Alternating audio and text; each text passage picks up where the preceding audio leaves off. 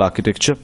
We would now directly move on to the fourth academic session, today's last session, which is on Islamic architecture.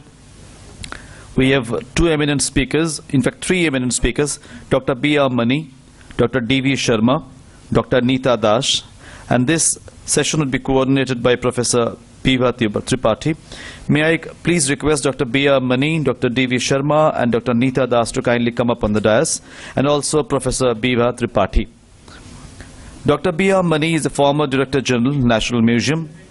He will be talking on identification of the grave of Dara Shikoh. Dr. D.V. Sharma is a former Director, ASI, New Delhi. He will talk on Lal Kot, history and scientific interpretation of the medieval city. Dr. Neeta Das is the architect chairperson, Mansara, and former professor and director of BBD University, Lucknow. She will be speaking on defining Islamic architecture. The discussions would be coordinated by Professor Bibha Tripathi. We would have three speakers, one after the other, and the discussions at the end. It's over to the coordinator, Professor Bibha Tripathi ji.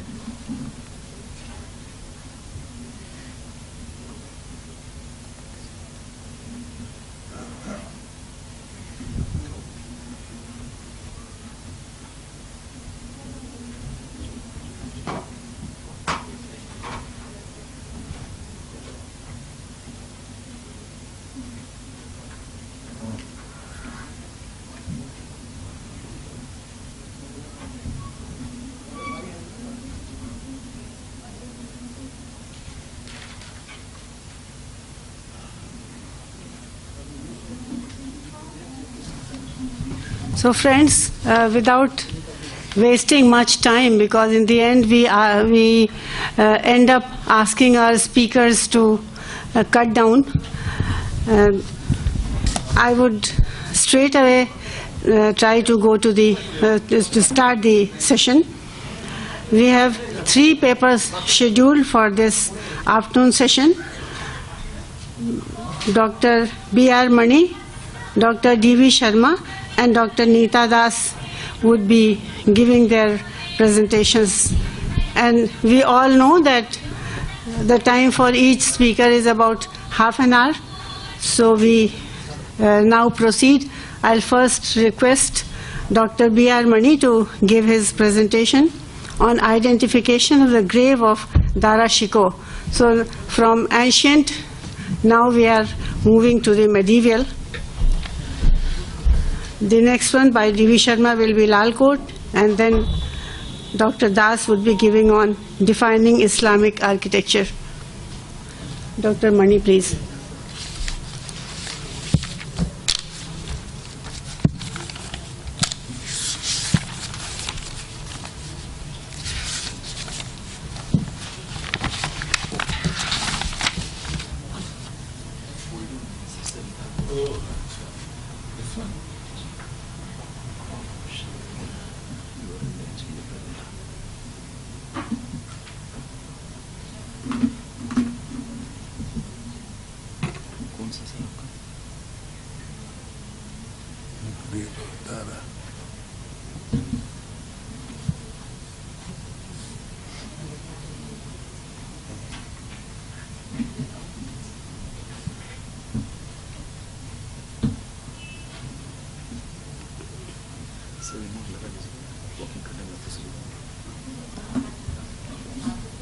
वो बीच बीच में कुछ वो आ जाता है ना, walking कर सकते हैं, थोड़ा पीछे हो सकते हैं, माइक के सामने खड़े की जरूरत नहीं है। तो इसको यहीं रख देते हैं, यहाँ रख देते हैं। अच्छा ठीक है, ठीक है, ठीक है, दोनों रहेगा। ओके।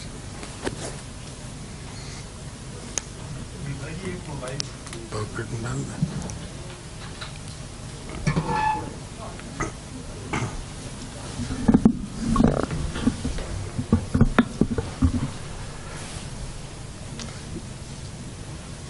लाइट ऑफ कर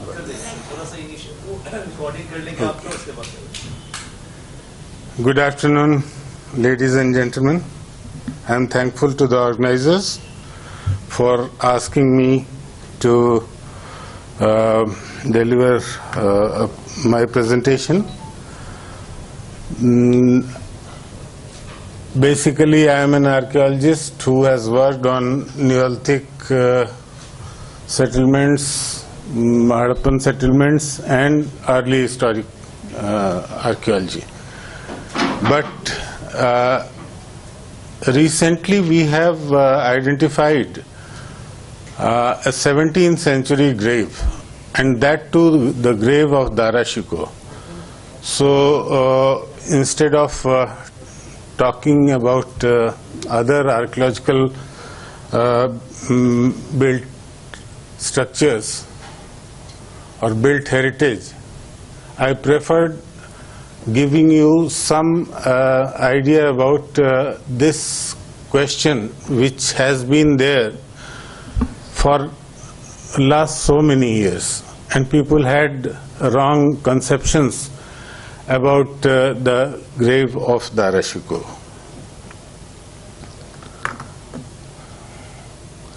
Now, Dara Shikoh was born in 1615 and was assassinated in 1669. He was the eldest son and heir apparent of Shah Jahan, the Mughal emperor. He was the most favored son of his father and a liberal-minded, unorthodox Muslim, as opposed to his orthodox brother Aurangzeb. He was more inclined towards philosophy and mysticism rather than military pursuits. He was also a great patron of art. He authored a book, Majma'ul Bahrain, or the confluence of the two seas, and got many Sanskrit texts such as Upanishads, Bhagavad Gita, and Yog Vasisht translated into Persian. Now, how this question came for the identification. An expert committee for conservation of heritage associated with Dara Shikoh and Abdur Rahim Khan Khana was formed by the Archaeological Survey of India in January 2020, and its first meeting was held in February 2020, before which a site visit was organized headed by the Honorable Culture Minister, Mr. Prahlad Singh Patel. The tenure of the committee was fixed for 3 months, but because of the prevailing COVID-19 pandemic, the final report of the expert committee could not be prepared, as the members could not meet to unanimously take a decision on various aspects of the issues involved. The Archaeological Survey of India has issued a letter requesting the members to submit their reports expeditiously, again in July 2020, and then we met further, and finally I had submitted my report, and then that report was circulated amongst other members, and 6 out of 7 members of the committee, they have agreed with my report. During the War of Succession, which began in the lifetime of Shah Jahan, Dara suffered defeat by the army of his younger brother Aurangzeb and retreated from Agra to Delhi and thence to Lahore and to Multan. He went to Thatta in Sindh and crossed the run of Kutch and reached Kathiawar, where he met Shah Nawaz Khan, the governor of the Suba of Gujarat, who helped Dara Shikoh in recruiting an army with which he moved to Surat and then to Ajmer, near which he was defeated by an army sent by Aurangzeb at Devrai on 11th March 1659. Then he fled to Sindh and sought refuge under Malik Jiwan, an Afghan chieftain who was previously saved by Dara from the wrath of Shah Jahan several times. Malik Jiwan betrayed him and turned him and his son Sephir Shikoh over to Aurangzeb's army on 10th June 1659. Dara was brought to Delhi and placed on a filthy elephant and paraded through the streets of Delhi in chains. His popularity among the masses was a political threat to Aurangzeb, who was advised by his nobles and clergy to eliminate him and was assassinated. There are different dates given by the contemporary historians on either 30th August or 9th or 7th September 1659, as mentioned by contemporary historians, and was perhaps also beheaded, and his body was taken to Humayun's tomb for burial. From here, the quest for identification of Dara's grave begins. In fact, in the Humayun's tomb, there are over 150 graves. Some of them are inscribed, very few, I think 14 of them.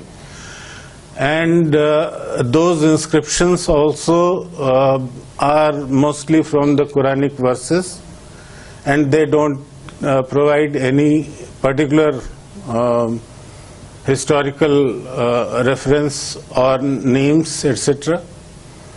So in such a situation, it has become very difficult to identify which one is the grave of Dara Shikoh. Some attempts were made earlier also for this identification. It is a general belief that in Humayun's tomb on the western platform, outside the dome, the marble tabiz of grave, which is cut into pieces, may represent the grave of Dara. It's a general belief in the area, particularly in the Nizamuddin area in Delhi, and amongst many people. It is based on the story of his head separated from the body and sent to Shah Jahan as a gift, which has been mentioned by the Florentine traveler Niccolo Manucci. However, there is no proof of this story being authentic. Thus, the grave cut into pieces may not be that of Dara. Writing about the next grave, Maulvi Ashraf Hussain, his work is a record of all the Quranic and non-historical epigraphs of protected monuments of the Delhi province, number 47 of the Memoirs of the Archaeological Survey of India, page 16. Thank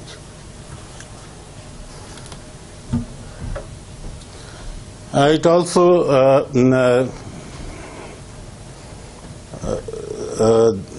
Maulvi Ashraf Hussain also is of the opinion that this cannot be Dara's grave.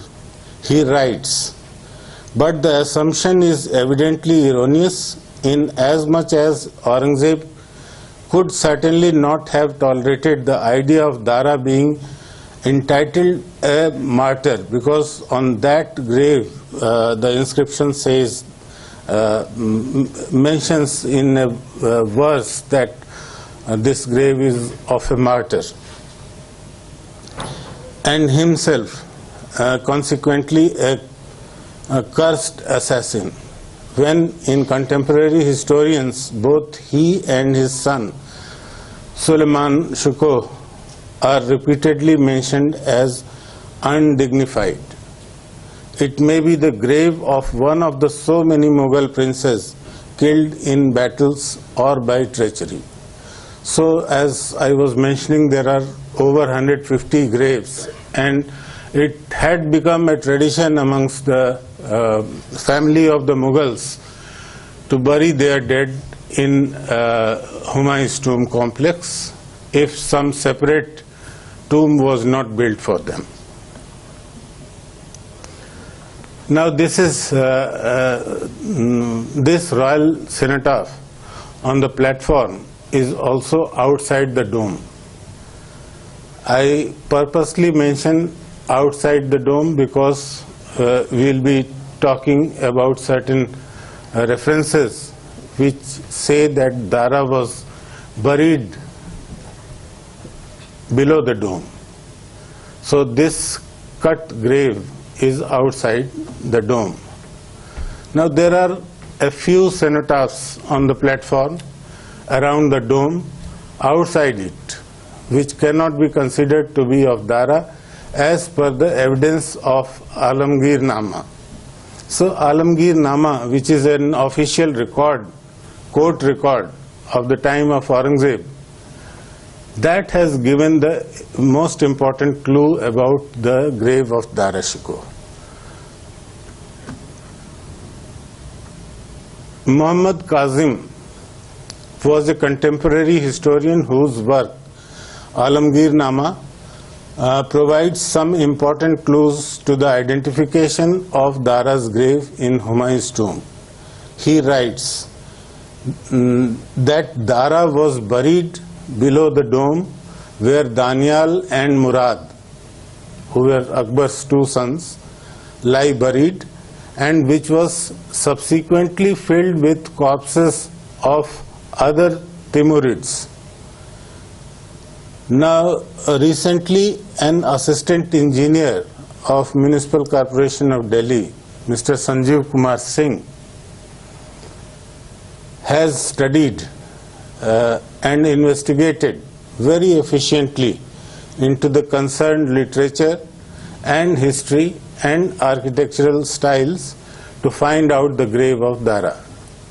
And he met me several times. We had quite long discussions. We looked into different translations of Persian manuscripts, not only of Alamgir Nama but also of Shahjahan Nama and other manuscripts. We went to the site several times, and then on the basis of architecture of the cenotaph and on the basis of what Mr. Sanjeev Kumar Singh has researched, we came to the conclusion, and I have asked Mr. Sanjeev Kumar Singh to send a paper on this aspect, a detailed paper, which we are going now to publish in the journal, either in Puratattva or in Pura Pravah, both of which I am editing. He has in fact submitted a draft which is in Hindi, so most probably it will come out in the next issue of Pura Pravah. Humayun's tomb has 4 chambers, besides the central one, where Humayun's cenotaph is in the center. The central one is a quite big chamber, and it is only Humayun's cenotaph is there. Only in the northwestern chamber there are cenotaphs of 3 male graves, which belong to Murad, Danial and Dara. Now the thing is that Alamgir Nama gives 2 important things, 2 important evidences. One, that Dara was buried below the main dome, and secondly that he was buried along with his grand uncles Murad and Danial, who were earlier buried there. So that way there has to be 3 graves in that chamber, 3 male graves. In fact, Murad died first in 1599, and there therefore was buried first and in the center of the northwest chamber. Daniel died in 1605 and was buried at the extreme end, and on the other side was buried Darashikoh in 1659. So around 54 years later, when Darashikoh died or was killed, he was buried in the same chamber. So first, the seniormost in the center, that is Murad. Then at the extreme end where the wall is there, Danial, and towards the entry point was buried Darashikoh. This is evident from the designs also, as the cenotaphs of graves of two sons of Akbar are similar, but the third grave is a bit different in style. So this is how, in fact, I don't remember there is any study on the architecture of cenotaphs. But if you look into the details of these cenotaphs, if you look their designing patterns, their moldings, etc., so two of them are quite similar and the third one is different. So those which are quite similar, they can be considered of Murad and Danial, which are in the center and on the side of the wall, and the last one is different in architectural style and was buried definitely after these two burials. On the top of the third grave, the arch associated with the kalamdan and the flower is molded and is different from the arches and flowers of other two cenotaphs. Thus, there cannot be any doubt in the identification of the cenotaph of Darashikoh, who was buried in the ground floor just below it. Now, if you see Humayun's tomb as such, this is the Humayun's tomb. It is facing west. So this is the northwest chamber. This one, the passage goes inside straightway and then turns. And below dome, you have three graves which are now totally ruined structures, but on the top you can see the cenotaph which is there if you enter from here, this one which belongs to Darashikoh. Now the question is where to search for the actual grave of Darashikoh. The most convincing proof is contained in the Alamgir-Nama, as mentioned earlier. It clearly mentions that the grave was located below the dome and therefore it should be searched only inside the main mausoleum.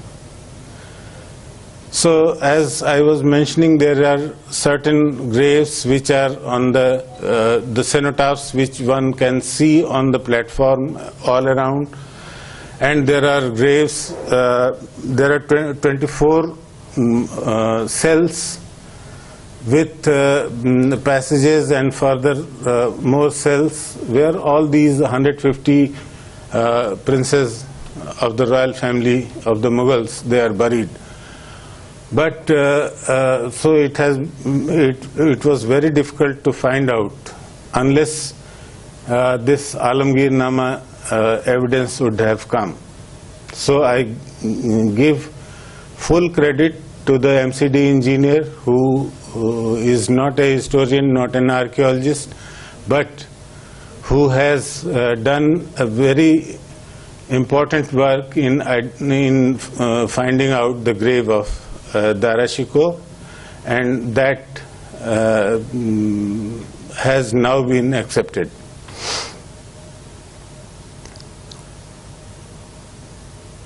So the grave was located below the dome, and therefore it should be searched only inside the main mausoleum, in one of its chambers, where there are some graves of the important people of the royal family of the Mughals. The other significant information that the Alamgir-Nama gives is that Dara was buried near the graves of two of the sons of Akbar, Danial and Murad. Humayun's cenotaph is located in the central chamber, or chamber number 1, and the southwest chamber has cenotaphs of a man and a woman. So in one of the chambers you have only a male and a female grave. We don't know who are buried there, but because of the takhti and kalamdan on the cenotaph, you can identify that it's a male grave, it's a female grave. In the northwest chamber, there are, as I just mentioned, there are 3 male cenotaphs. In 2 other chambers, there are all cenotaphs of women. Thus, there were only 5 men buried below the dome, including that of Humayun. So Humayun was buried in the central chamber. 1 male and female was buried in one of the chambers, and 3 male, they were buried together in one of the chambers. So only 5 male members, they were buried. Now this is the plan of Humayun's tomb, and central one is the grave of Humayun, and these are the different 4 other chambers with graves. Graves are not marked here, but they are located here.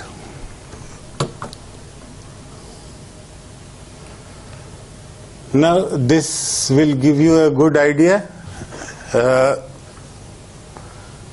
Chamber number 1, which is in the center, this is Humayun's cenotaph. This particular chamber has, that is chamber number 2, has got both the graves of female. Chamber number 3, again all the graves are those of female members of the family. Chamber number 4, 1 female, 1 male cenotaph. So 1, 2 and these 3, these are the 5 male graves. So you have to search amongst these 5. So out of 150 graves, you come down to these 5. This is the grave of Humayun, so in the center it's a Humayun's tomb, so it is ruled out. The grave where a male is buried along with a female, it's not mentioned in Alamgir-Nama also, so this is also ruled out. And these are the 3 graves, 3 male graves. So these are definitely those graves of Murad, Danial and Dara. There are 5 cenotaphs on the platform in the east-west orientation, and those graves are located in the ground floor in the chamber through which one can go via a passage to the chamber where Dara seems to have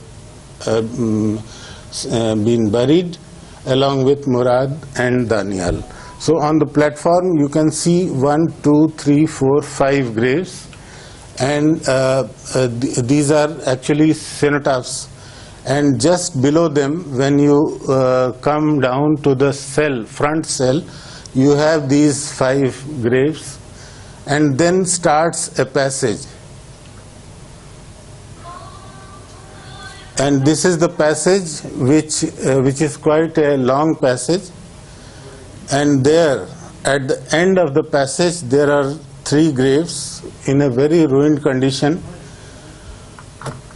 So the passage to the northwest chamber where Dara is likely to be buried along with Murad and Danial. So this is that chamber. This is another view of the same chamber, but you can, it's not clear in the picture, but you can see there is a platform here, and there are 3 graves can be marked out.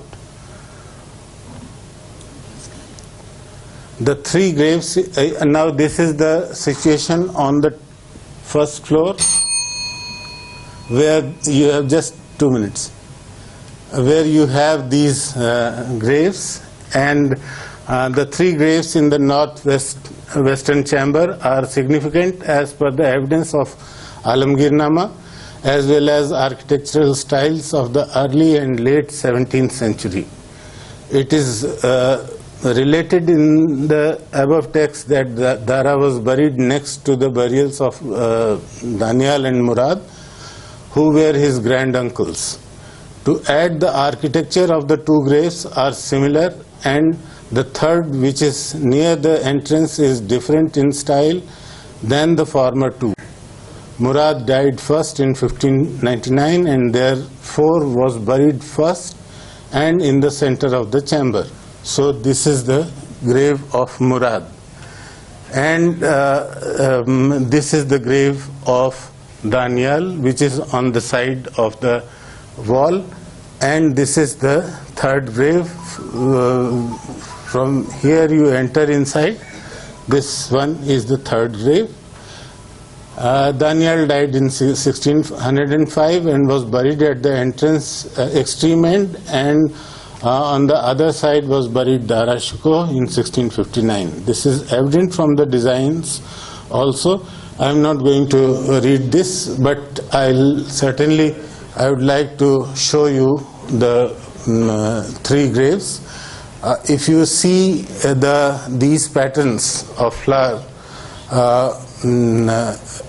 and you see this rectangle, they are quite common and different from these, where it is molded, cut and molded, and even the rectangle is also there. So these 2 are the graves of Murad and Danial, and the third one, which is architecturally different, is the grave of Dara Shikoh. So this is clarified here once.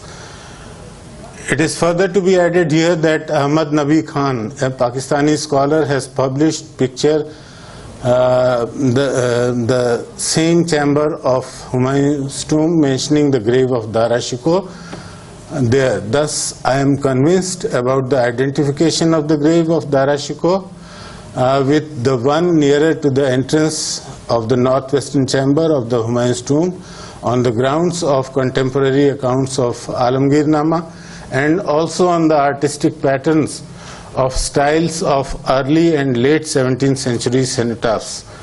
The actual graves are located on the ground floor of the monument. Thank you.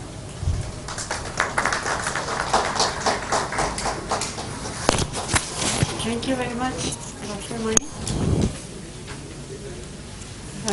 We will have questions later. Now I'll request Dr. D.V. Sharma ji to speak on Lal Kot, History and Scientific Interpretation of the Medieval City, the topic he has chosen to speak on.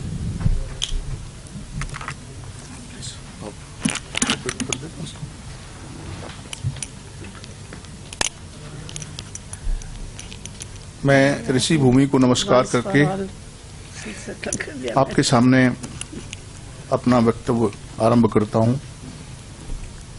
In fact Lalkot को execute किया था doctor मणि ने, और उनकी एक्सक्यूशंस जो है वो बहुत क्लियर है, लेकिन लालकोट के परकोटे में बहुत ही इंपॉर्टेंट मोनूमेंट्स हैं। एक उनमें कुतुब मीनार है, आयरन पिलर है और जामा मस्जिद है। इसके अलावा एक दो मोनूमेंट और हैं, मेडिवल मोनूमेंट कही जाती हैं वो।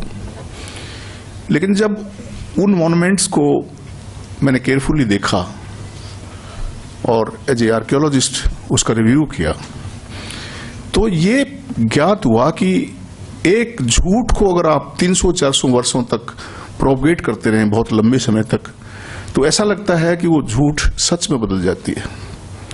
यही बात कुतुब मीनार के बारे में है। कुतुब मीनार आप जानते हैं, इसको थोड़ा ऑपरेट कर देंगे भाई?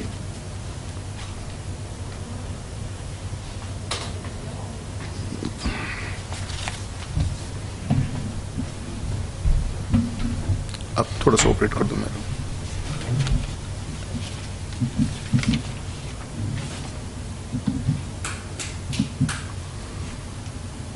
कौन सा आपका सब लेक्चर को तो बनाना ये कुतुब मीनार, पीडीएफ फाइल है सर। हाँ पीडीएफ फाइल।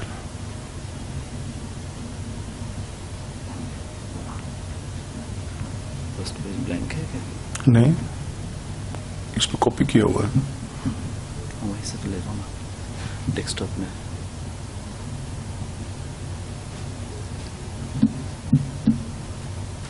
हाँ,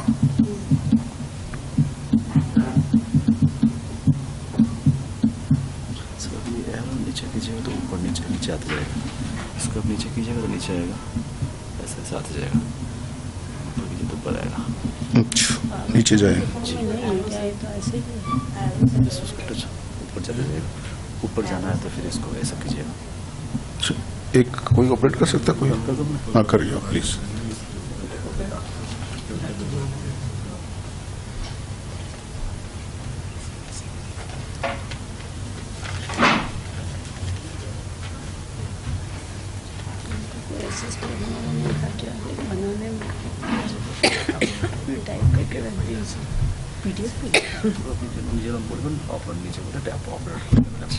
आगे के नीचे नहीं जाओ, हाँ ले जाओ, ले जाओ। नीचे नहीं जाओ, आप लेट के नीचे नहीं मिलता है। ভালো করে বলতে পারবেন अदरवाइज তারপর এমন জড়িয়েছে না কোন দিক দিয়ে আসে যায় না। ये तो कुर्सी डाल लो यहाँ पे। मैं नीचे नीचे बोल रही हूँ, 8 सेकंड से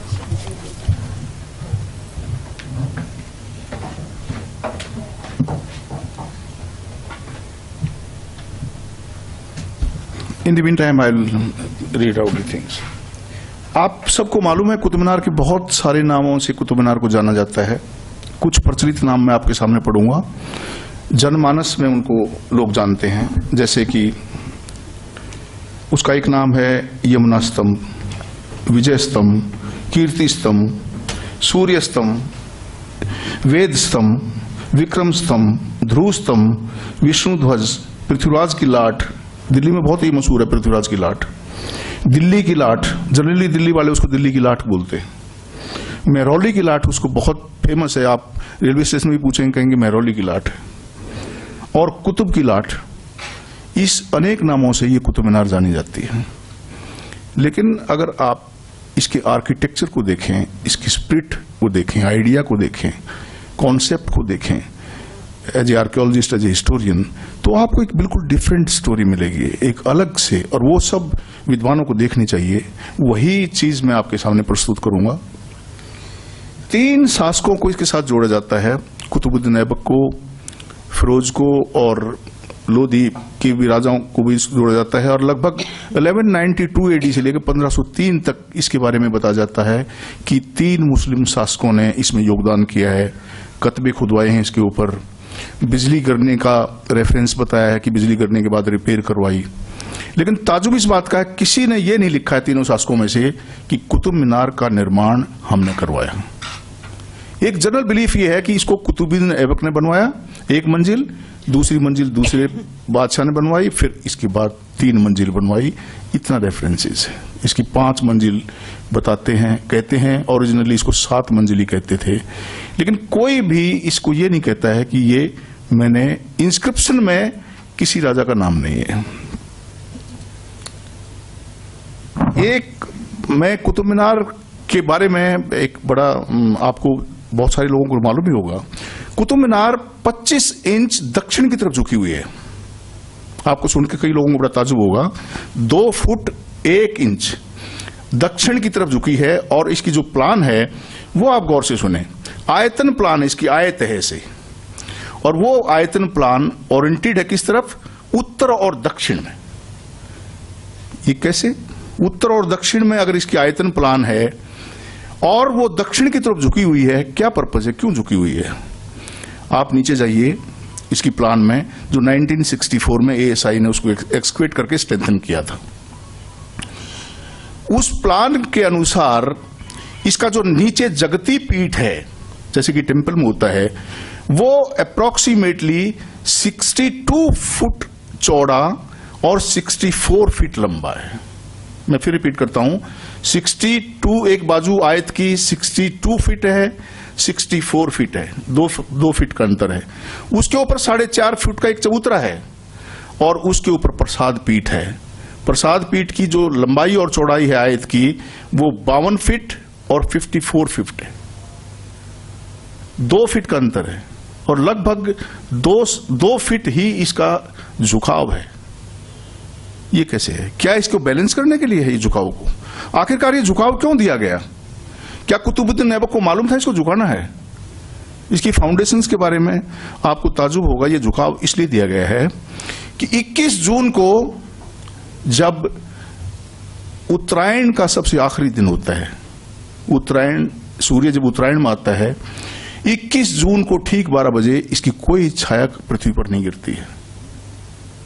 इसका मतलब ये कोई ऑब्जर्वेटरी है, इसकी छाया बिल्कुल नहीं गिरेगी। आप कोई आदमी इसको चेक कर सकता है 21 जून को, और 22 मार्च को और 22 सितंबर को इसकी छाया घड़ों की तरह इसके बगल में गिरती है, क्योंकि वो भी दिन समान होते हैं। उत्तरायण को डिपिक्ट करने के लिए, लाख दिन के लिए कुतुब मीनार का ये वेधशाला बनाई गई थी। क्या फिर ये क्या कोई ऑब्जर्वेटरी है? किसने बनाई? इसका निर्माता कौन था? आपको इसके निर्माताओं के में जाने से पहले मैं और भी थोड़े से फीचर बता देता हूं इसके। इसका कुतुब मीनार का जो प्रवेश द्वार है वो उत्तर में है, बाकी के जो ऊपर की मंजिलें हैं वो सब पूर्व में इसके द्वार हैं, लेकिन एक द्वार इसका नीचे का वो उत्तर में है। अगर सही मायने में कोई व्यक्ति पीछे 2 फुट और 1 इंच पीछे झुककर अगर ऐसे खड़ा हो जाए, ऐसे करके, तो उसका मुंह एकदम से उत्तर में हो जाएगा। ये पर्सोनिफिकेशन देख लीजिए आप किसी व्यक्ति का। अगर कुतुब मीनार को आपने समझना है कि कोई व्यक्ति उत्तर की ध्रुवतारे को देखना चाहता है, तो इसके गेट में खड़ा हो जाए वो, और पीछे ऐसे झुक जाए तो उसको ध्रुवतारा नजर आ जाएगा। इसलिए इसका नाम ध्रुव स्तंभ भी है, ध्रुव को देखने की, स्टडी करने के लिए। इसमें 27 ग्वाक्स हैं जो 27 नक्षत्रों की स्टडी करने के लिए हैं। 9 ग्वाक्स पहली मंजिल में हैं, दूसरी मंजिल में 5 ग्वाक्स हैं, उसके ऊपर की मंजिल में 5 ग्वाक्स हैं, और ऊपर 2 मंजिल बची उनमें 4 ग्वाक्स और हैं। ऊपर का जो सर्कुलर बेस है इसका 9 फुट का है। बहुत सारे आप लोग तो नहीं गए होंगे, लेकिन मैं गया हूं और डॉक्टर मणि भी ऊपर गए हैं। और इसका जो ऊपर से अगर फोटोग्राफ आप लें तो ये अष्ट कमल दल 24 चतुर्विश एक कमल की तरह से इसकी प्लान है नीचे, और 24 घंटे आप एक दिन में होते हैं। ये पहर होते हैं, 8 पहर, अष्ट पहलू पर उस पर बनी हुई है। ये टोटल ऑब्जर्वेशन एक वेधशाला की है, यानी 27 जो ग्वाक्स हैं। अब हम इसके, ये बाहर की प्लान मैंने आपको बताई, और मैंने थोड़ा बताया कि नीचे की जो प्लान है उसमें एक सर्कुलर फ्लूट है और एक एंगुलर फ्लूट है। ऊपर आप पहली मंजिल के बाद जाएंगे, दूसरी मंजिल में उसमें सर्कुलर फ्लूट है, और तीसरी में आपके एंगुलर फ्लूट है। कुतुब मीनार की आप फोटोग्राफ दिखाते जाइए। मैं थोड़ा सा आगे निकल गया, लेकिन ये तो जब दिल्ली की जमुना का है, इसमें डॉक्टर मणि की लाल कोट का है। ये लाल कोट दिखा दीजिए।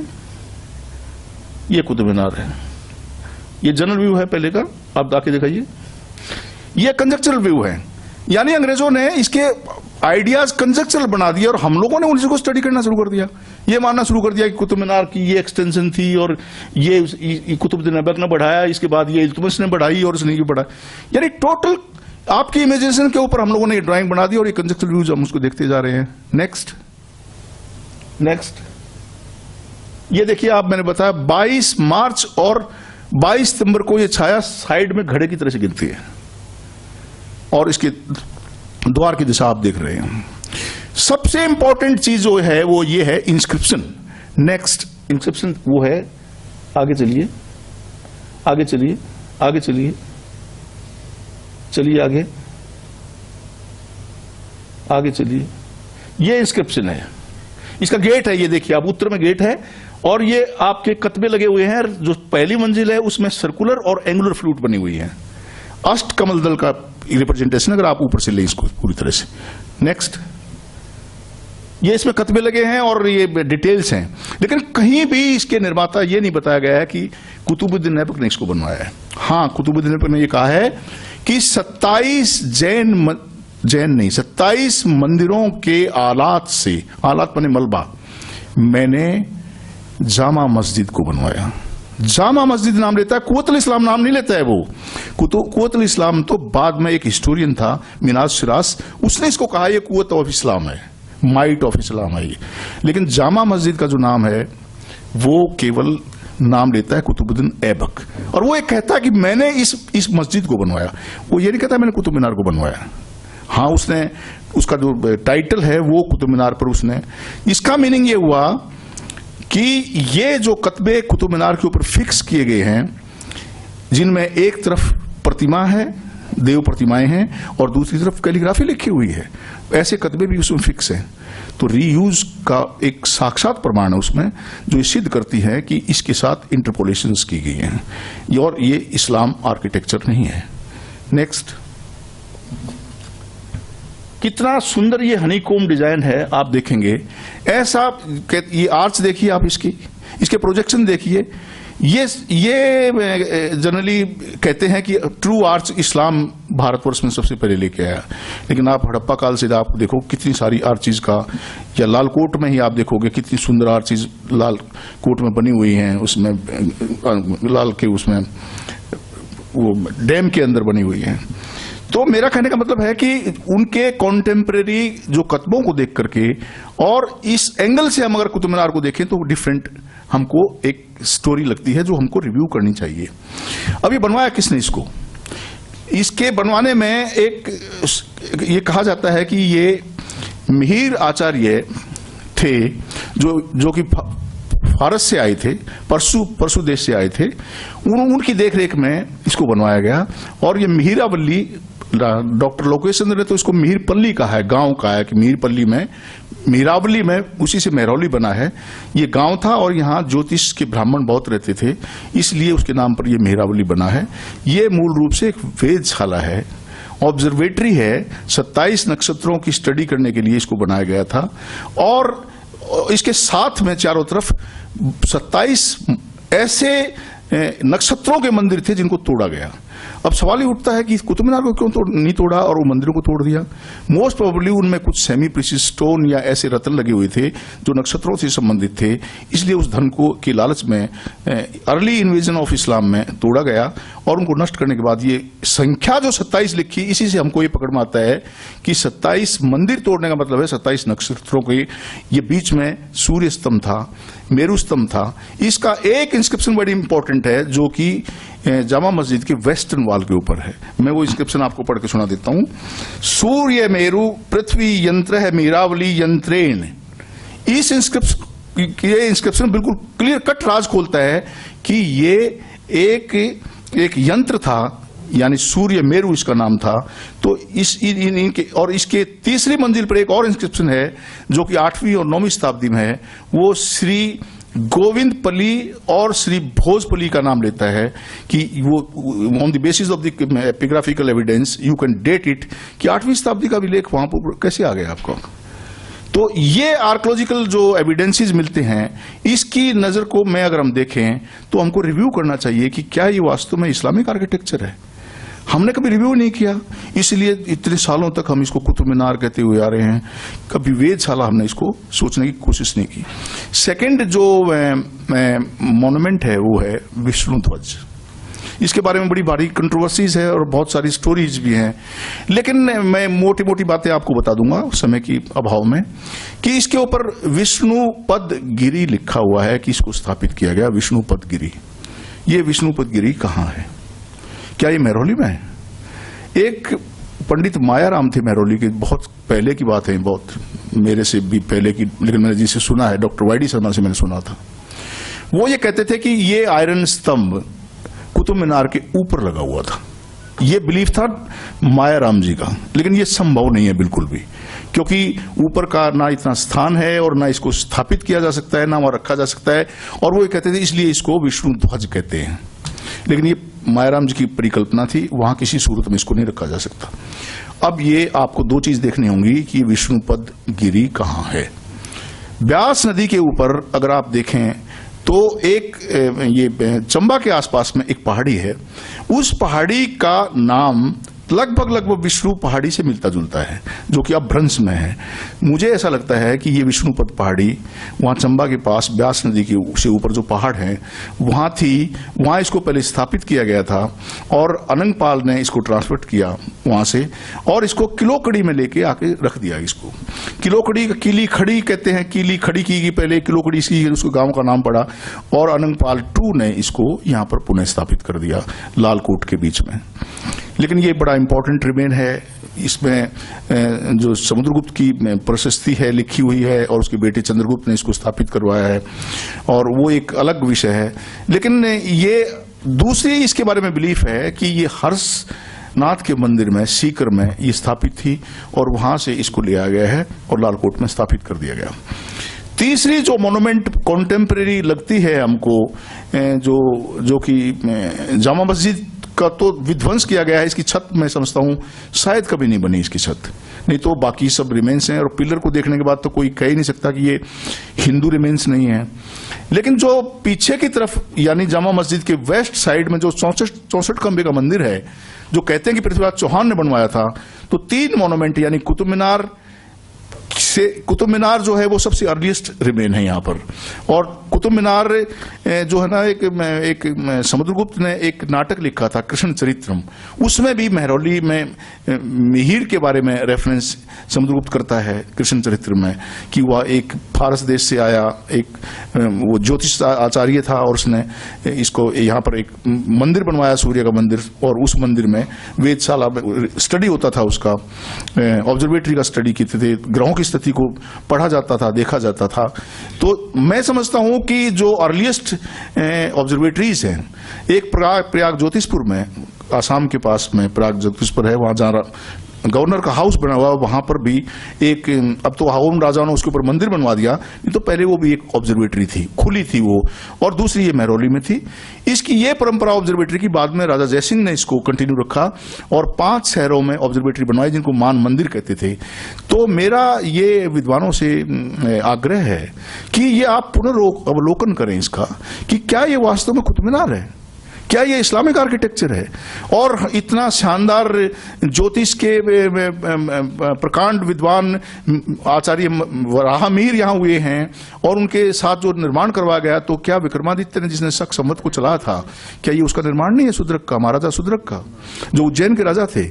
और इसकी छाया क्यों नहीं गिरती है? क्योंकि दिल्ली 5 डिग्री उत्तर में स्थित है कर्क रेखा के, इसलिए इसकी छाया 21 जून को नहीं गिरती है कुतुब मीनार की। मैं ये मानता हूं कि टोटली एक ऑब्जर्वेटरी है, वेधशाला है और इसका नाम सूर्य मेरु है। आर्कियोलॉजिस्टों से, इस सभागार में उपस्थित सब लोगों से मेरी प्रार्थना है कि कभी भी हमको अंग्रेजों की बताई हुई चीजों को और जो पहले झूठ प्रचारित किए गए हैं उनको पुनर्वलोकन जरूर करना चाहिए, रिव्यू जरूर करना चाहिए। इसीलिए मैंने थोड़ा सा इसको रिव्यू किया है।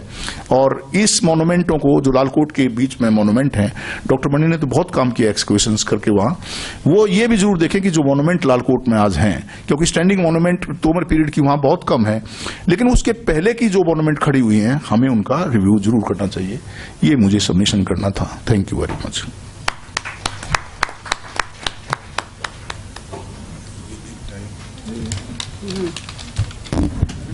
Thank you very much doctor Sharma, आपने बिल्कुल समय के भीतर अपना वक्तव्य समाप्त किया। और अब हम लोग अगले प्रेजेंटेशन की ओर चलते हैं। I'll request Dr. Neeta Das to present her paper on defining Islamic architecture.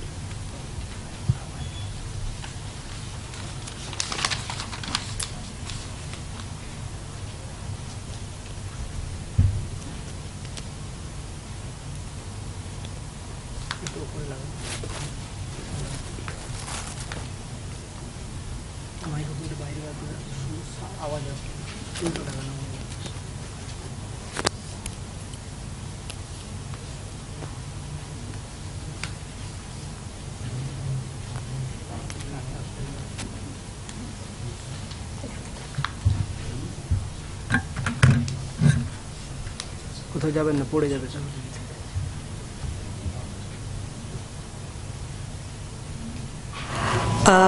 Can everybody hear me?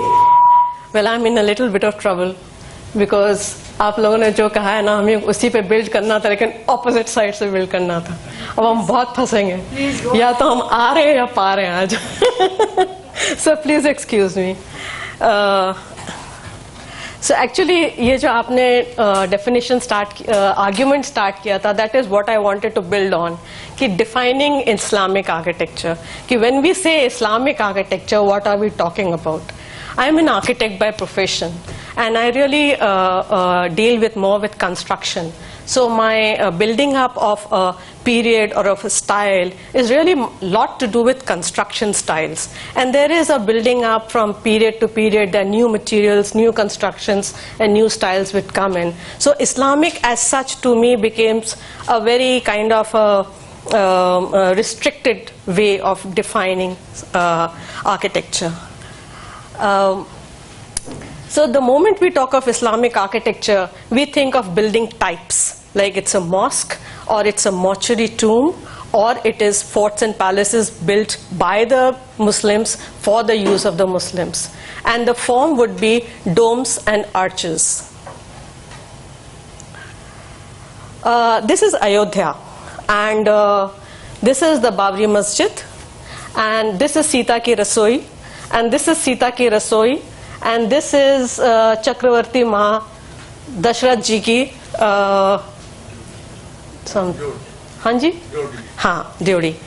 So when I was in Lucknow, this is the time of Babri Masjid, and I was called in as an expert. And I went over there, and when I looked at all the four, I could not see the difference between a Hindu architecture and a Muslim architecture.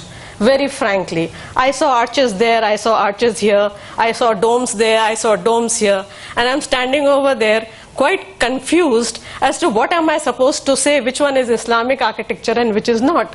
Just because they say Sita Ki Rasoi is written over there, I am telling them, नहीं भैया, ये medieval time का है, ये architecture इधर है। कहते हैं क्या बात कर रही हैं आप, सीता जी की रसोई है, सीता जी के टाइम में बनी है, उसी समय की। हमने कहा नहीं, architecture तो बात आपकी ठीक है, the precinct is sacred, I agree, but the architecture is not. Architecture is definitely after the 16th century or 17th century. So there is a major conflict. The people are not listening to me, I'm standing over there. Then they got a section. It was a section of the whole excavation of the site after it was broken, and it was brought to me, and I had to kind of give the labels. And I said, now look at this. There is an Islamic structure here, right? There is a Hindu temple below it. They said, है ना उसके नीचे Hindu temple, आपसे कह रहे हैं Hindu site के ऊपर बना है मुस्लिम टेम्पल। हमने कहा भैया उसके नीचे देखिए, उसके नीचे एक बुद्धिस्ट भी है। Now there were 3 layers on it. There is a Buddhist construction, then there is a Hindu, and then there is a Babri Masjid on top of it. See, the point was that when we are breaking a new building, नहीं fact है,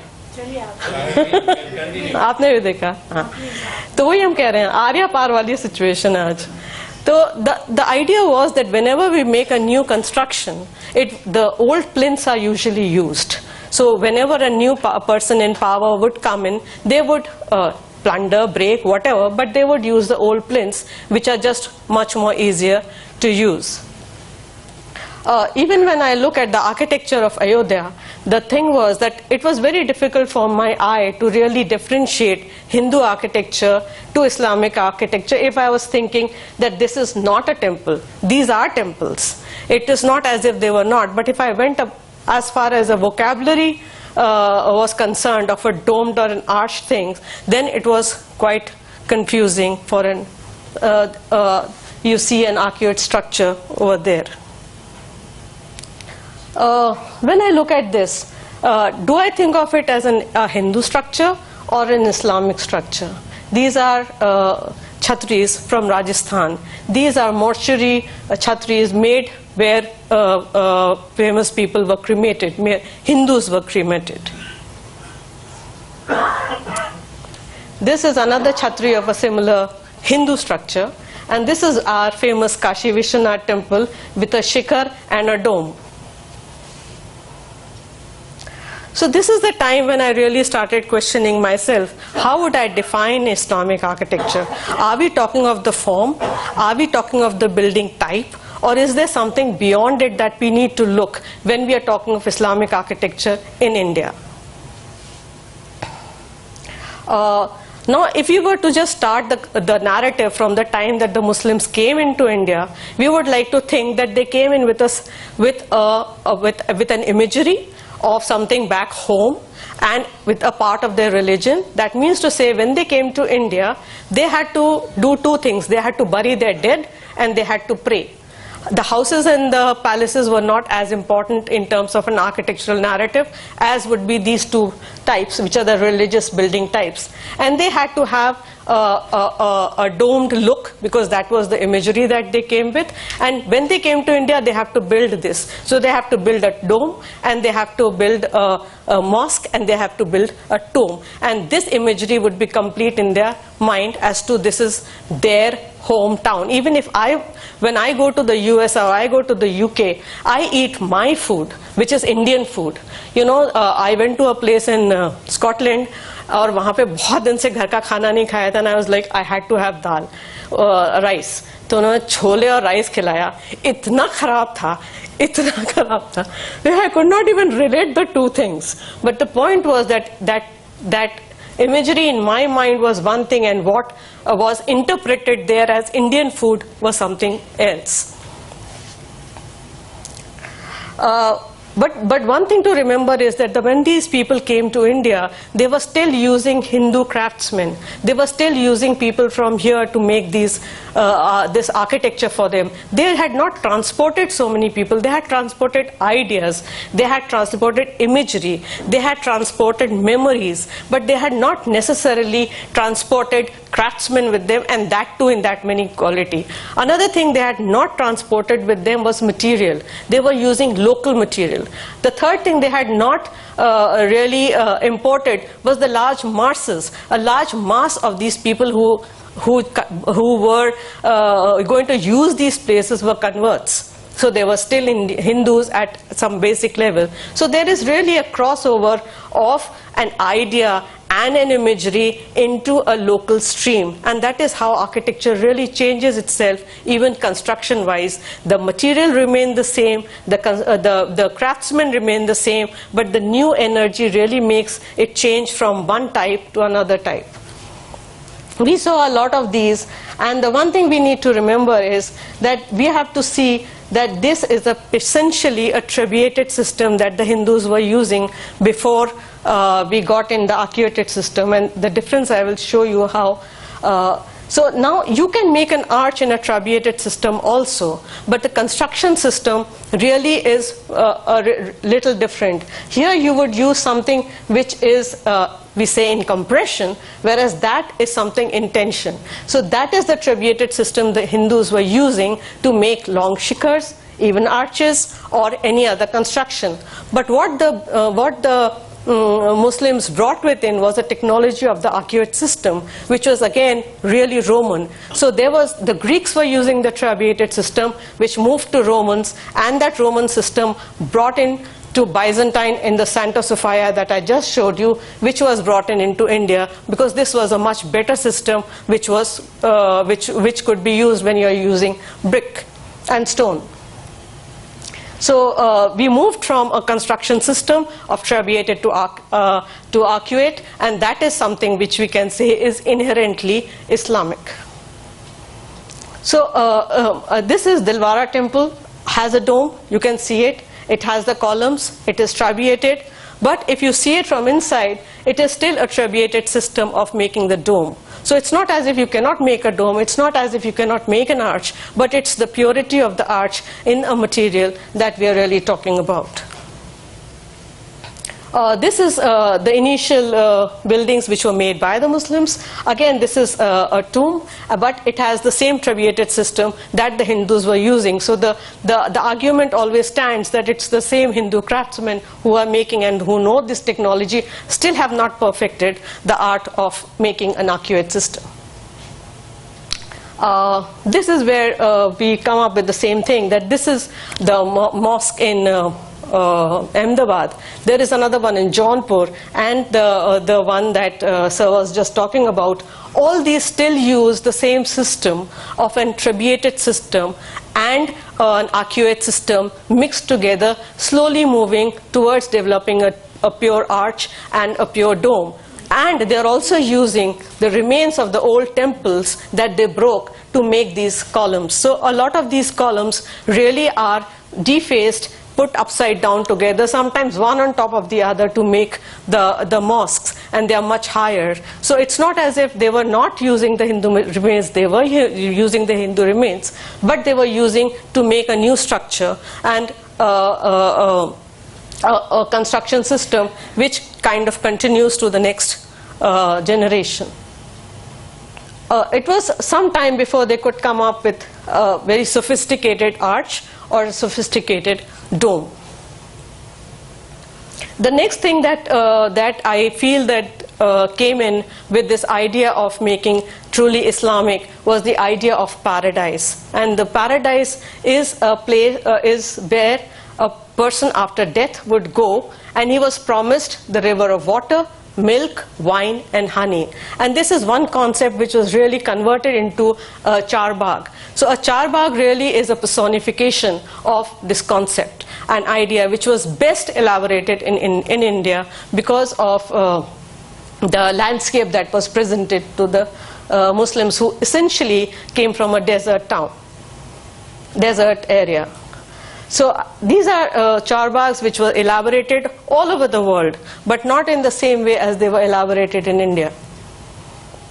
This is in Isfahan, and you would have the idea of a paradise garden was that the water, there would be a place divided into four could be divided into further four, and then the four would be divided into further four. So it would just keep on becoming more and more elaborate, and the water would fall through its various segments. This is essentially a charbagh, but it is incomplete without water. And this is when we all know in Kashmir how many of these Mughal gardens were developed. And the Mughal gardens where the water came from the top and came to the bottom, and it moved just by gravity after being pulled up from one side.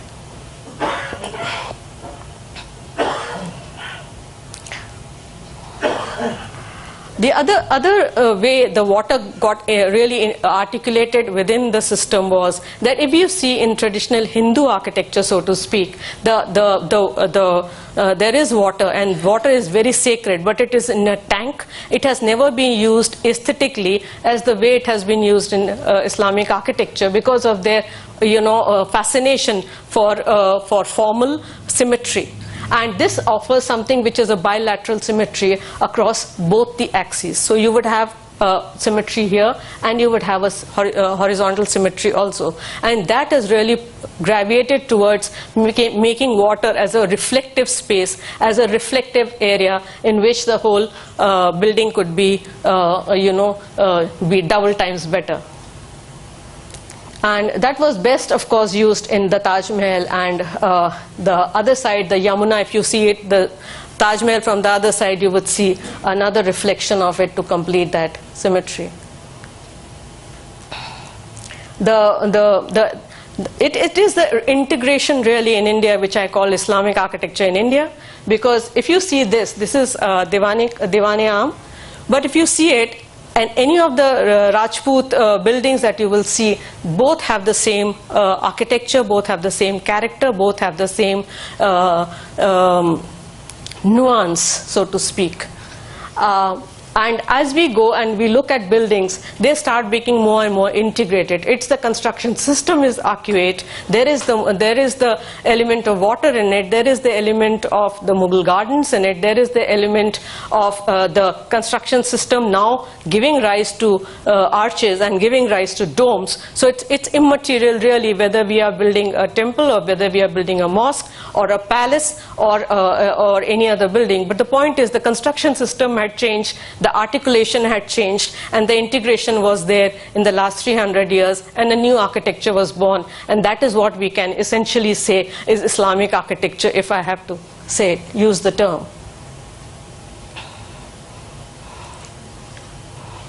This is Sarkhej, and it's a tomb. That's a Chhatri, and that's an Indore, and that's a Hindu structure. This one is Diwan-e-Khas. This is another Chhatri. That's the Amber Fort. That is Fatehpur Sikri. Taj Mahal. Just because I'm in Calcutta and I stay here, and this is one of the things that I studied. This is a mosque that we have in Murshidabad, Terracotta Mosque. And this is a similar thing, but this is a terracotta temple, and all terracotta temples are based on the basic arcuate system. None of them have the standard design construction system of traditional Hindu temples, although that's how it's always portrayed and written, and one needs to look deeply into it to see that they are all arcuate structures, and none of these temples would have been possible in the 17th century if it was not for the arcuate system that they were using. What I find most exciting is that the way that we keep talking of Islamic architecture, when the British came in and they wanted to make an architecture and they wanted to really fool the crowd, as Sir was saying, कि Indian लगना चाहिए देखने में, you know, अंदर तो the thinking कुछ भी हो, philosophy कुछ भी हो, देखने में Indian होना चाहिए. So what is Indian? And that was Indo-Sasanic. The Indo-Sasanic style was born, which is Hindu and Islamic. So we keep fighting over कि Hindu है कि Islamic है, but they put it together as Indo-Islamic. And after the 18th century, you have so many Indo-Islamic structures. Our own Rashtrapati Bhavan has a Mughal garden. And that is what it is, an Indo-Sasanic structure. Call it Islamic, call it Hindu, whatever you want. But that's how we move from one style to another. So now here, the essence is different, but the construction is different, and the form is different. When these three integrate, then we move on to what we would later call the colonial architecture. Thank you.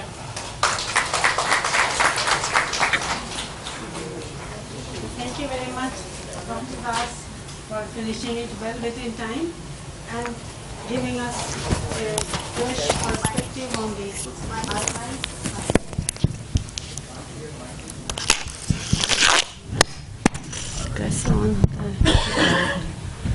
So now the session is open for questions, and I think there had been quite a number of interesting observations in all the three papers which have been presented this afternoon. So we can have questions, we have time. So please, yes, please.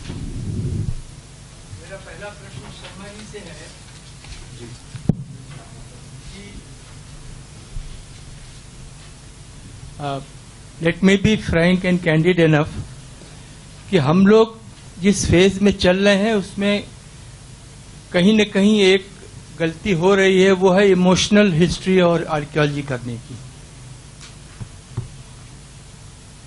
लेकिन history कहता है कि factual और जो आपके पास चीजें हैं उनको एनालाइज करके, जैसे आपने कुतुब मीनार के बारे में चीजों को हम प्रूव करते हैं, एक्चुअली क्या कर रहे हैं हम लोग, इम्पोजिशंस कर रहे हैं। तो मैं ये जानना चाहूंगा कि जैसे आपने 26 की बात की, जैसे आपने उसकी बात की, तो ये तो आपने पॉजिटिव लिया, लेकिन नेगेटिव क्यों नहीं कोई मूर्ति उसमें है? क्यों नहीं कोई और ऐसा डायरेक्ट संकेत है जिससे आप अपनी बात को ज्यादा रीइंफोर्स कर सकें? हमको दोनों विचार करना होगा जब हम कोई चीज, और इतनी बड़ी बात कहने जा रहे हैं। अब तक की मान्यता को नकारने के पहले हमारे पास पूरा आधार होना चाहिए। तो हमारे पास हाँ और नहीं दोनों का उत्तर होना चाहिए। तो आपने एक उत्तर दिया, दूसरे को कैसे एक्सप्लेन करेंगे कि एक नहीं है, और अगर है तो उसमें क्या नहीं है?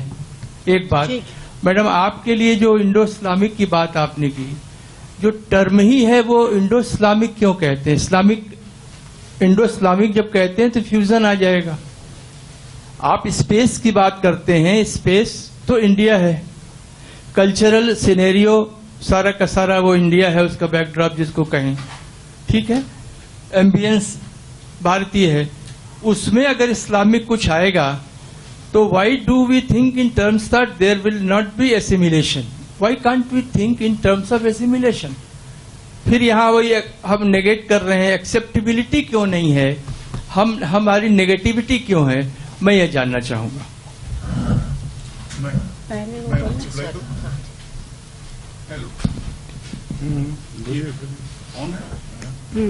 तिवारी जी, आपने मैं पूछा कि इसमें मूर्ति क्यों नहीं है। फॉर्चुनेटली मैं 2-3 बार सुपरिटेंडिंग आर्कियोलॉजिस्ट रहा हूं दिल्ली सर्कल का, और मैंने कुतुब मीनार को रिपेयर करवाया। आपके संज्ञान हेतु मैं बताना चाहता हूं, कई पत्थर हमने हटाए, उसकी एक तरफ मूर्ति बनी हुई है और दूसरी तरफ कैलीग्राफी लिखी हुई है। ये इसका प्रमाण है कि उसको रीयूज किया गया है। आप पूरी कुतुब मीनार पर चले जाइए, आपको चेन्स एंड बेल्स, बेल बूटे, जो हिंदू आर्किटेक्चर में डिपिक्शन है आर्ट, आपको पूरी कुतुब मीनार पे मिल जाएगी सारी। और ये क्योंकि एक मंदिर नहीं था, कुतुब मीनार एक स्तंभ है, इसलिए इसमें मंदिरों में इसकी आवश्यकता मूर्ति बनाने की नहीं है। हाँ, इसके पास में जो मंदिर थे, आपको वैष्णोनाइट मूर्तियां बहुत सारी मिल जाएंगी, गणेश की मूर्तियां, पूरा कम्प्लेक्स भरा पड़ा हुआ है। नहीं, जैन भी सारे मंदिरों के हैं। मेरा कहने का मतलब है कि जो 27 मंदिरों का वो जिक्र करते हैं, तो मेरा उससे उद्देश्य ये नहीं है कि वो जैन मंदिर थे या वैष्णो मंदिर थे या शक्ति के मंदिर थे या शिव मंदिर थे।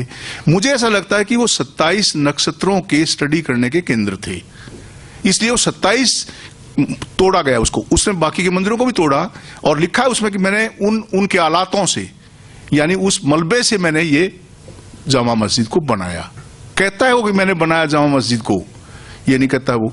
लेकिन कुतुब मीनार पर तो इसकी आवश्यकता नहीं है, तो इसलिए हमने कुतुब मीनार का जो आर्किटेक्चर मैंने जो प्रपोज किया था, तो आपको जो ऑब्जर्वेशंस अपनी बताई हैं, वो ये, अगर ये इस्लामिक, पूर्ण रूप से इस्लामिक सिद्ध होता है, इनके कतबों को भी आप देखो अच्छी तरह से, कहीं उसने नहीं लिखा कि तीनों राजाओं ने किसी ने लिखा कि हमने इसको बनवाया।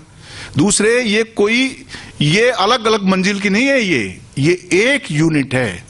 इसकी छत थी, ऊपर जो छतरी लगी हुई है इसके ऊपर, और इसमें 5 मंजिल है, जो जगती और प्रसाद पीठ, टोटल 7 मंजिल इसकी हैं, और एक ही यूनिट है ये। इसके 1 मंजिल, 2 मंजिल, 3 मंजिल नहीं है बिल्कुल भी, इसमें एक यूनिफॉर्म बनी हुई है पूरी तरह से। सीढ़ियों को देखो आप या बाहर से देखो। दूसरा, इस्लामिक आर्किटेक्चर में ये जो ऑब्जर्वेशंस मैंने बताई कि ये झुकी हुई है, आखिरकार इस्लाम में इसको झुकाने का उद्देश्य क्या था? क्या हमको ये पक्ष क्यों नहीं देखना चाहिए? हमको दोनों पक्ष देखना चाहिए। हम तो 300 सालों से सुनते ही आ रहे हैं कि ये इस्लामिक मोन्यूमेंट है, कुतुबुद्दीन ऐबक ने इसको बनवाया, लेकिन ये भावनात्मक हम कोई इंपोजिशन नहीं कर रहे हैं। मेरे सबमिशन इस सभा के सामने ये था कि ये पॉइंट भी हमको देखने चाहिए कि क्या ये जो इंस्क्रिप्शन लिखा हुआ है, अब इंस्क्रिप्शन एक सूर्य मेरू जो लिखा हुआ इंस्क्रिप्शन वेस्ट में, वो क्या ऐसे लिख दिया उन लोगों ने? तो इसके इंस्क्रिप्शन देखिए, इसके ऊपर खुद भी इंस्क्रिप्शन, आप तीसरी मंजिल पर जाएंगे, शायद आपको मौका मिले तो कभी जाकर देखिए आप, 8वीं शताब्दी का इंस्क्रिप्शन है उसके ऊपर। तो ये इंस्क्रिप्शन के आधार पर मैं कह रहा हूं कि ये आप रिव्यू करिए इसको, और रिव्यू करने में कभी भी कोई बुराई नहीं होती किसी चीज को रिव्यू करने में। इसका मतलब ये नहीं कि हम उसको हिंदू आर्किटेक्चर बना रहे हैं, लेकिन जो वो आर्किटेक्चर है खुद, कम से कम वो तो लोगों को पढ़ाया जाना चाहिए। मेरा ये सबमिशन है। मैंने रिव्यू कहा था ये। एक्चुअली हेलो, पास रख के बोलो। हेलो, इससे बोलो। आ रही है? वो तो हम ऐसे भी बोलेंगे तो आ जाएंगे आपको। हाँ चलो बोलिए। आ रही है? अच्छा। Actually, I think I must have presented wrong, because I did present on integration, and that was the main thing, that architecture, Islamic architecture, is not something which is religious, but really integration of something that was, actually that was my byline, the integration, because the architect, the craftsmen are local, the space is local, the thinking is local, the construction techniques later developed would be local, the materials are local. So it is an integration of what was and what came in, and what I ended up with Indo-Saracenic is that this is what would be integrated into the new materials, would be steel and glass and cement, and that would move on to the colonial period. Yes, please. No, I just want to make a comment that is related to this debate and discussion. Because we have got many issues in Indian history, and particularly when you use a term like Islamic or Hindu architecture, Buddhist architecture, they are all wrong. Because architecture is never Hindu, Buddhist, Islamic. Exactly. Okay, so the very term we use is wrong. And if you read the history the way British made, earlier even it was Hindu period, Buddhist period, Mahabharata period, Ramayana period, heroic age. So they, whatever they thought, that's why British has no idea of India and Indian culture. Whatever come to their mind, they wrote and they taught. And we blindly followed. So we have to see, is there anywhere written it's Islamic architecture, or anywhere written it is a Buddhist architecture? Stup is a Buddhist, Stup is Jain also, and Stup you find in Harappan period also. So that is almost there. So you cannot say Stup is Buddhist, but that is what is being taught, even to in architecture, in history and archaeology. So there is a need, that's why we have to see the things from Indian perspective, not what British has taught us or foreigners have taught us. So what all we are using these terms and chronology and terminology need to be reviewed, and we have to have a proper terminology. That's what. I would just like to make a small comment on that, sir. That we do talk of deconstruction and reconstruction. My mother tongue is Hindi and I speak Bengali because I belong to a Bengali family. But I really don't know why we are speaking in English here. Not everything can be removed so easily. You can deconstruct, you can review, you can reinterpret, and that is the purpose of history: is to reinvent. We cannot. I mean, today if I was to wipe off my memory suddenly and then I realize, oh, who am I? I don't think I have an identity. History gives us an identity, and I don't think we can wipe off of it. It's important. Which should be reviewed. It can be deconstructed. It can be reconstructed, because that's the best we would be able to do, is reinterpret, isn't it? So I mean, we should, before just wiping off a whole period, we should first start at least speaking in a language which we all have in common. No, wiping out is your imagination. Because there was no mention of wiping out, okay? Everything has been changing. If you see, even the British have changed what we are doing today. But we Indians are credulous people. We read anything anywhere and blindly copy it.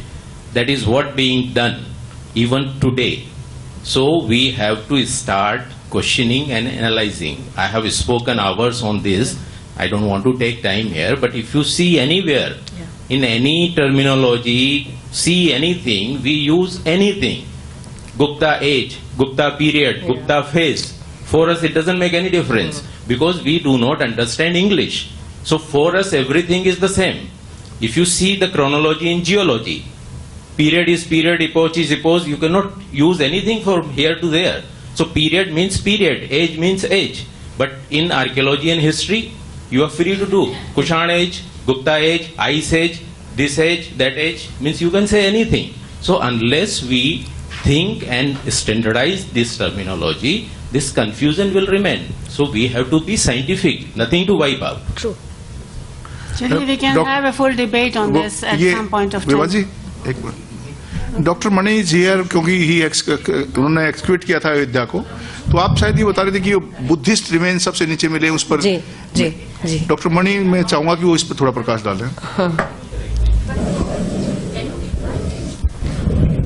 हम पहले clear कर दें, I was given a report on Ayodhya excavations and we were a group of 8 or 10 people and we were given these sections from various places. आप इन्हें किया होगा? चलिए ठीक है, नहीं हो सकता है, I am just telling you the class.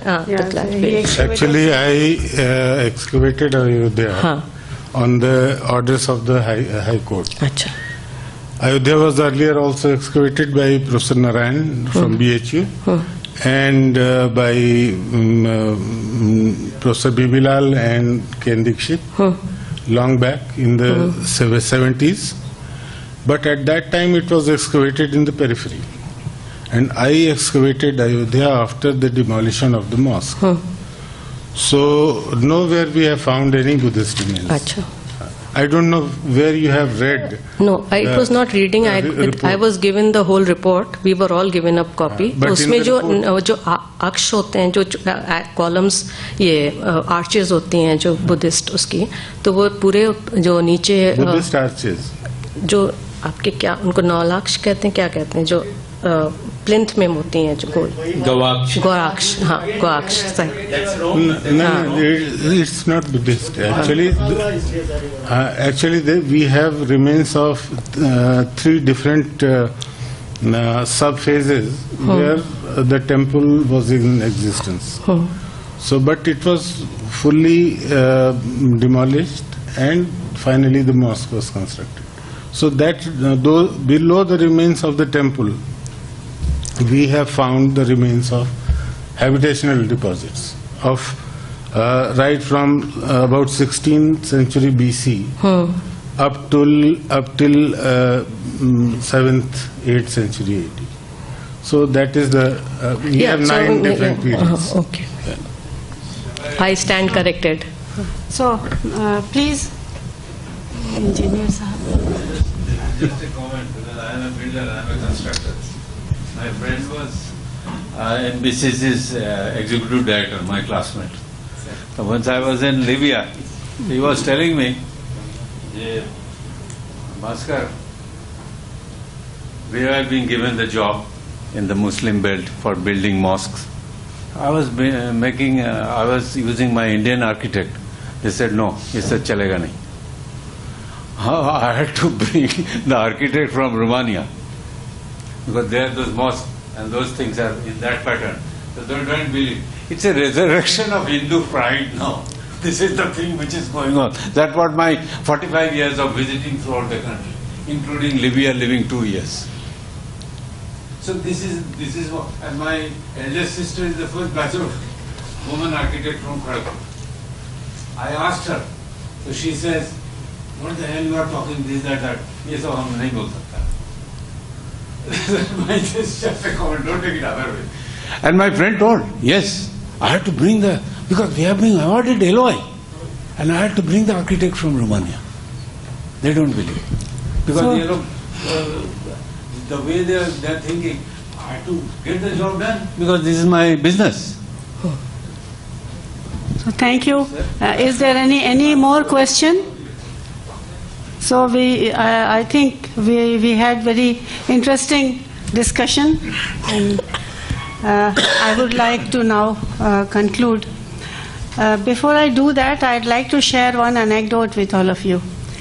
I read somewhere that the author who was working on the history of Roman Empire, he was for some reason confined to London Tower.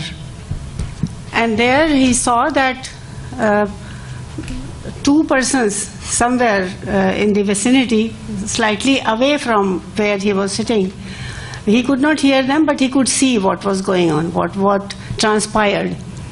And he saw that two persons, they are fighting, and it became very, very intense at one point of time, and then one person killed the other person.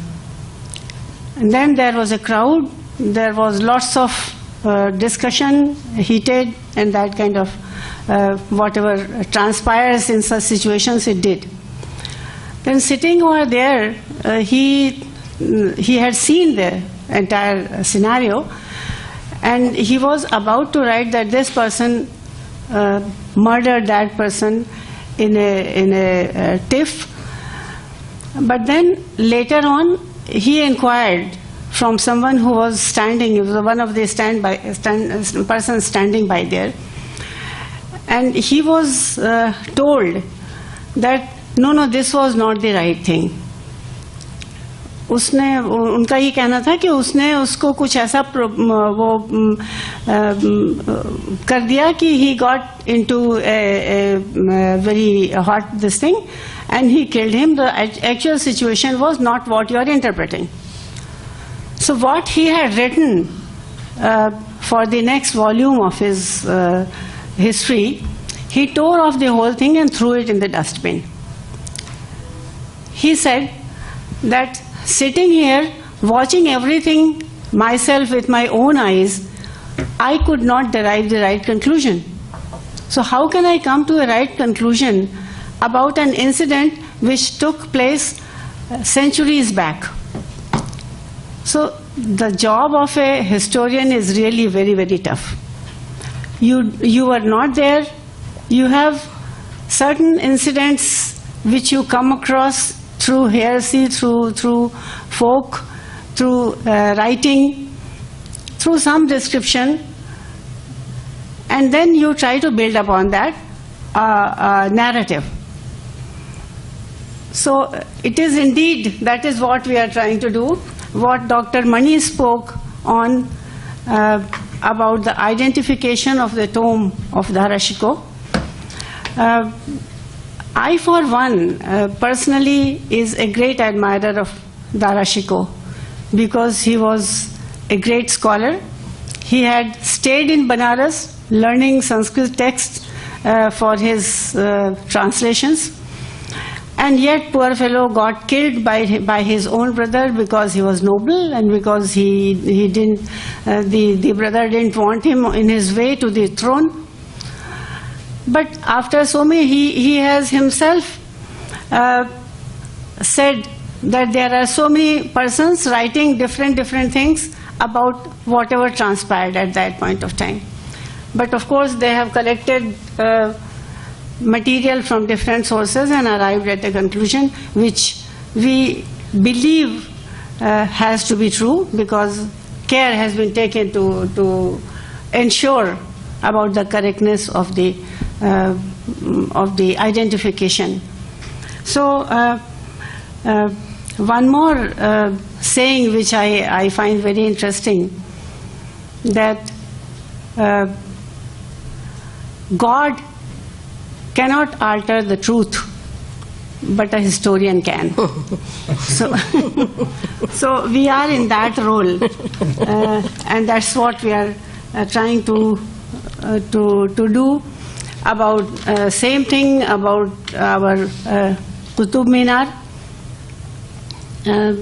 We have been made to believe, as Dr. Sharma said, that it is a monument made by Muslims, and that's how we had been knowing it.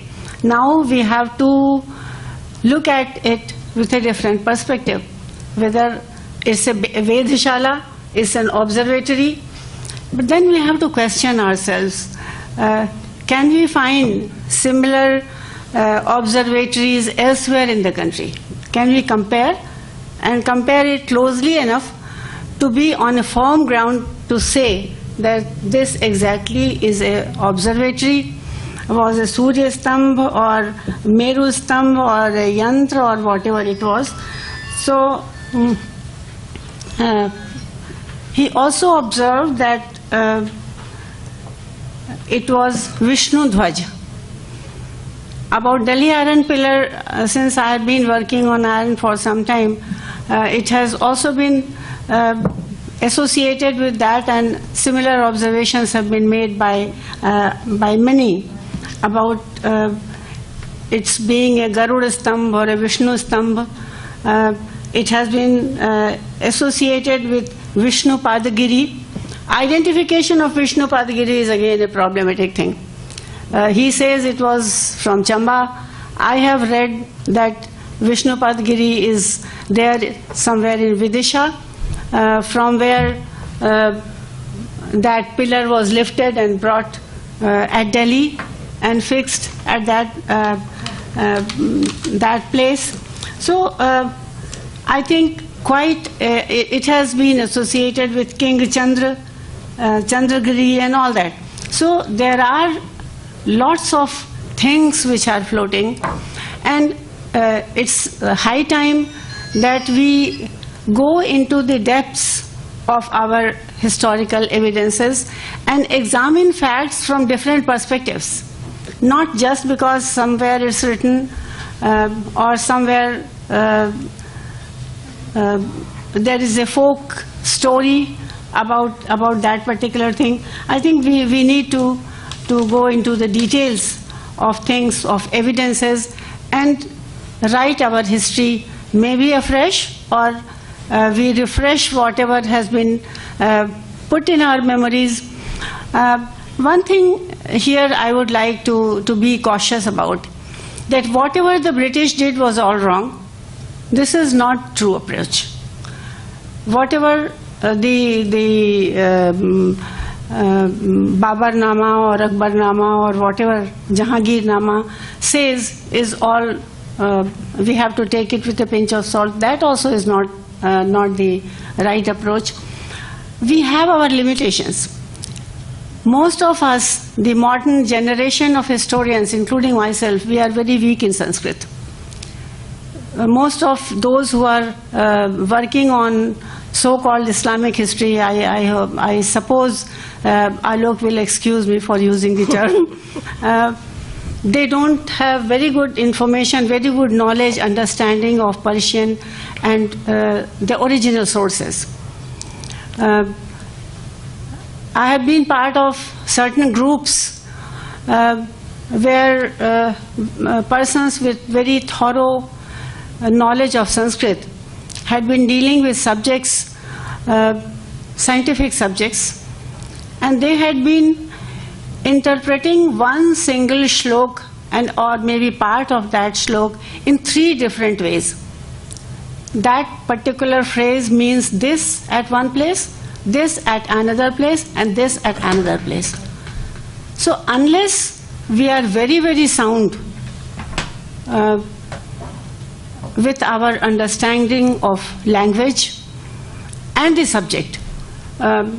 My experience is long time back, I was working on some problem, and I brought some, many of you must have heard the name of Masson.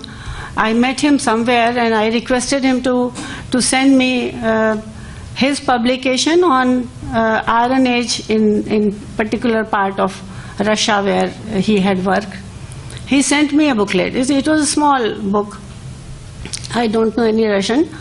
So I asked a colleague of mine in BHU who was in Russian department to do me the favor of explaining things to me from that book.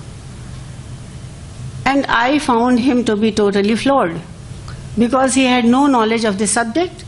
So he could not really translate it in a real sense, because the words meant quite different things to him as a student of literature and to me as a student of someone who was looking for some technical information. So we have these serious problems.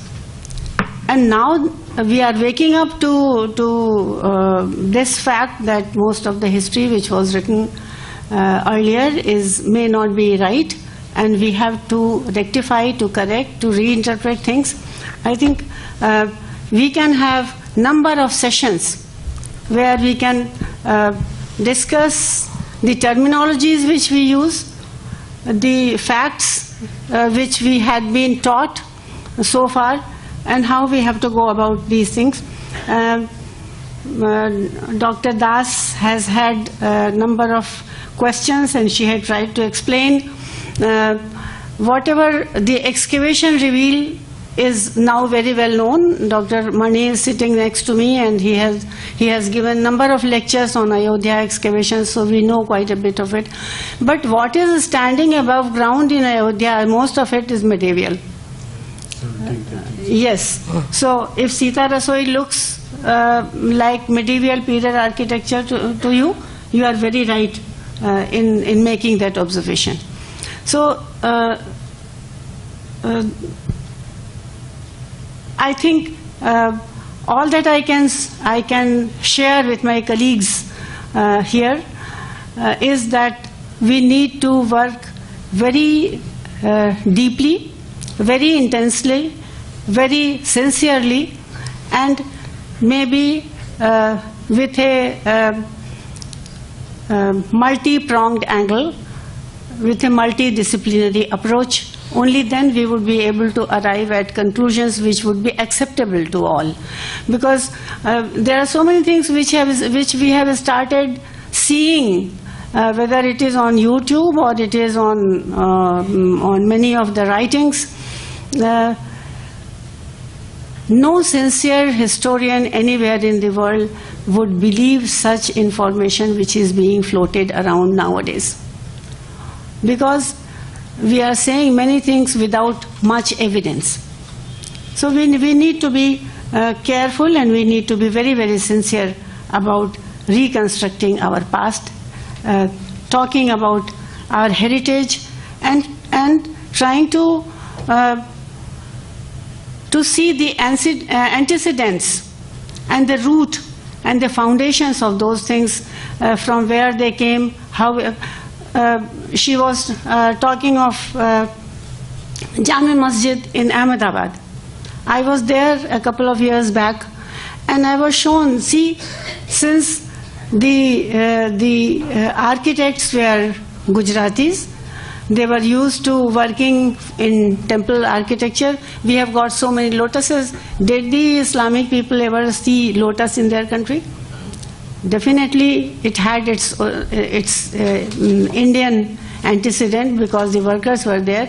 And the other thing which I was told, I don't know whether it is true, because there was a lady who was showing us around, and she said that the person who was getting the mosque built, he was so happy with it, with the outcome, that he wanted that this tradition, this style should continue at other places also, which were coming up during his time. So there had been our strength as strength of Indian civilization, as Swamiji said yesterday, is Vasudhaiva Kutumbakam. So our strength had been assimilation. For centuries, people had been coming from different parts of the world, and they made India their home. And each one must have come here with their own tradition, with their own thought, with their own philosophy, with their own lifestyle. And all that we have assimilated and that whole thing becomes Indian culture. Somebody asked me several years back, roti ki antiquity batao. Hindustan mein roti ka evidence kahan se milta hai, kab milta hai? Can any one of my friends sitting here tell me something about it?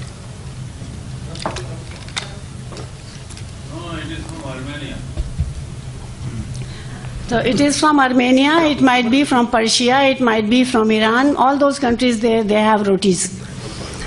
But now it is our food. I mean, we have roti every day. I was trying to look into some ornaments from Shung Kushan strata of some site.